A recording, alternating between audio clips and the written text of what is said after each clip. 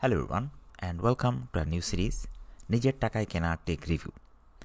আজকে যে প্রোডাক্টটা দেখাবো সেটা হচ্ছে এক্সপি পেনের নতুন একটা পেন ডিসপ্লে 16 Pro Gen 2, যেটা আমি নিজে অর্ডার করলাম অ্যামাজন থেকে।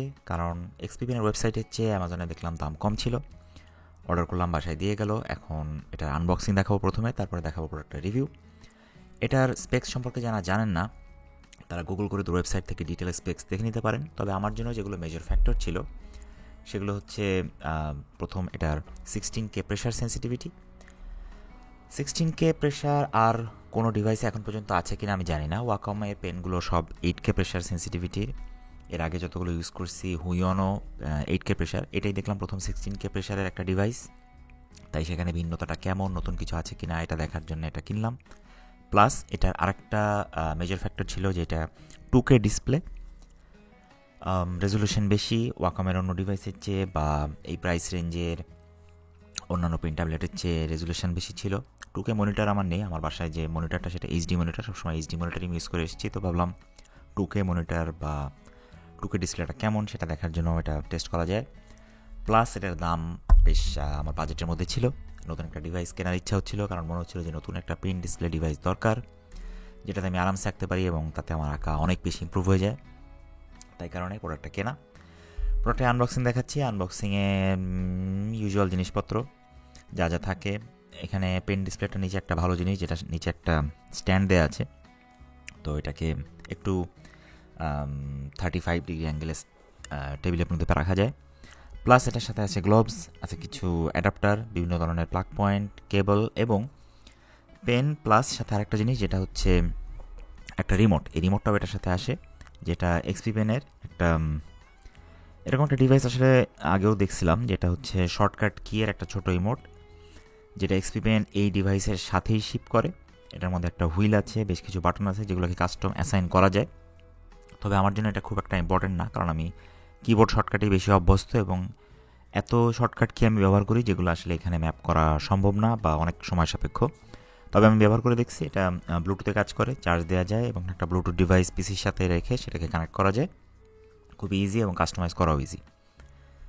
ওকে, আমার আনবক্সিং যে কোনো বানোয়াট ফেক ভিডিও না সেটা প্রমাণ করার জন্য হাতে কলমে এক্সপি পেন ডিভাইসে কিছু এঁকে দেখানোর ইম্পর্টেন্স অনুভব করলাম। তাই এখানে একটা ক্যারিকেচারের মধ্যে দেখানোর চেষ্টা করা যে পেন প্রেশার সেন্সিটিভিটি কীভাবে কাজ করে।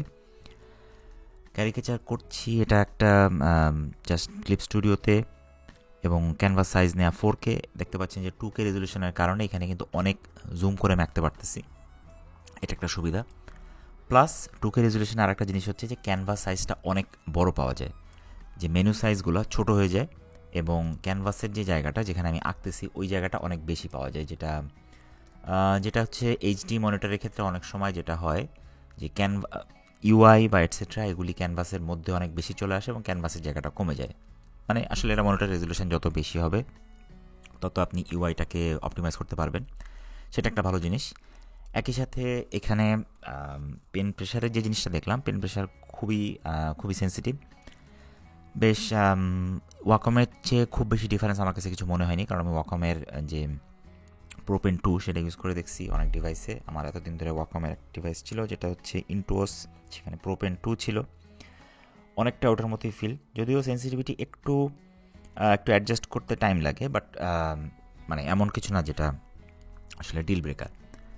প্লাস একই সাথে এখানে বোনাস রিভিউ দিচ্ছি আমার চশমার এবং আমার হেডফোনের, প্লাস আমার মোবাইল ক্যামেরার। কারণ মোবাইল ক্যামেরার ফোকাল লেন্থ এত বেশি ওয়াইড যে আমার চশমা এবং হেডফোন এগুলোকে খুব স্পষ্ট দেখা যাচ্ছে, এ কারণে মোবাইল ক্যামেরাকেও একটা ধন্যবাদ। একই সাথে আমার একটা জিনিস বলতে হয়, সেটা হচ্ছে পেনের ওয়েট কম। আর একটা জিনিস হচ্ছে পেনের যে নিবটা, এই নিবের অংশটা বেশ ফার্ম। এটা কেন বললাম, কারণ আমার কাছে হুইয়নের একটা পেন ডিসপ্লে ছিল যেটা আমি বেশ কয়েকদিন ইউজ করছিলাম, সেটা হচ্ছে ক্যানভাস, এবং সেখানে যে হুইয়নের পেনটা এটা আমি এটা এখন আমার কাছে আসতে দেখাচ্ছি। পেনটায় প্রেশার দিলে এটা একটা স্প্রিংয়ের মতো নড়বড় করে। এই জিনিসটা নিয়ে আমি অনেক অ্যানয়েড, যেটা আসলে ওয়াকমের পেনে কখনো হয় না, বাট এই পেনটায় হুইয়নের ডিভাইসের পেনটায় এরকমভাবে নড়বড় করতো। এক্সপি পেনের এই পেনের ক্ষেত্রে এই জিনিসটা হচ্ছে না এবং এতেই আমার আসলে ইউজিবিলিটি অনেক বেড়ে গেছে। এক্সপি পেনের যে সফটওয়্যার সেটা আমার ওয়াকম ডিভাইসের সফটওয়্যার এখনও পিসিতে ইনস্টল করা, সেই সাথেই কাজ করতেছে, প্রেশার সেন্সিটিভিটিতে কোনো সমস্যা পাইনি। সফটওয়্যার ওকে, ইউজেবিলিটি বেশ ভালো, যেগুলো আসলে সফটওয়্যারে যদিও আমি খুব বেশি প্রেশার সেন্সিটিভিটি নিয়ে টুইক করি না। প্রেশার সেন্সিটিভিটি যদি চেঞ্জ করতেই হয় অনেক সময় যে আমি যে অ্যাপে কাজ করতেছি সেটার ভেতরে চেঞ্জ করি এবং ইউজুয়ালি বাই ডিফল্টই রেখে দিই। তবে এক্সপি পেনের যে সফটওয়্যার সেখানে একটা ফিচার আছে যেটা হচ্ছে ডিসপ্লে সোয়াপ। রিমোটে যদিও এটার গায়ে কোনো শর্টকাট কি নেই, রিমোটে একটা শর্টকাট কিতে অ্যাসাইন করে দেওয়া যায় ডিসপ্লে সোয়াপ, তখন আপনি আপনার যে অন্য মনিটর সেকেন্ড মনিটরেও এটাকে পেন ট্যাবলেট হিসেবে ব্যবহার করতে পারবেন। যদিও আসলে এখন ওটা খুব বেশি আমার স্কোর লাগতেছে না, কারণ এখানের মনিটর রেজলিউশনটা বেশি হওয়ার কারণে দেখা যায় 2-3টা উইন্ডো একসাথে এখানে ওপেন করে রাখা যায়। অন্য একটা ডিভাইসের সময় আমার প্রায় এই সুইচটা করা লাগতো। আর একটা জিনিস হচ্ছে যে সফটওয়্যারের ভার্সনের সাথে প্রেশার সেন্সিটিভিটির অনেক সময় সমস্যা হয় এবং কোনো সময় সফটওয়্যার ভার্সনের উপর ডিপেন্ড করে বিভিন্ন অ্যাপের ভেতরে পেন বা ট্যাবলেটের পারফরমেন্স ঠিকঠাক কাজ করে না। এটা আমি অনেকবার দেখেছি, যেমন ওয়াকমের কোনো ভার্সন সফটওয়্যারের ক্ষেত্রে মায়া ক্র্যাশ করতো। তবে এখন পর্যন্ত আমি যে 2D 3D বিভিন্ন সফটওয়্যারে কাজ করছি সেখানে কোনোটাতেই ওরকমভাবে প্রবলেম পাইনি, সুতরাং এখনও স্টেবল ড্রাইভার সাপোর্ট পাচ্ছি। আর পেনের যে টিপ তার সাথে ডিসপ্লের প্যারালাক্স, এটা নিয়ে অনেকে প্যারা খায়। আমার এসব সমস্যা নেই, কারণ আমি একটা পুরনো সিনটিকে কাজ করতাম যেখানে প্যারালাক্স নিয়েই আমি প্রায় 3-4 বছর কাজ করছি। তো আমি এখন প্যারালাক্সে অভ্যস্ত, বরং এখানে প্যারালাক্স না থাকায় জিনিসটা মিস করতেছি। তো আরও একটা ইম্পর্টেন্ট পয়েন্ট আমার বলার আছে, তার আগে আজকের ভিডিওর স্পন্সরের পক্ষ থেকে কিছু কথা। এই ছিল আমার রিভিউ। আসলে পেন ডিসপ্লেটা আমি এখন পর্যন্ত কিনে হ্যাপি, আমি বলবো ওয়ার্থ ইট।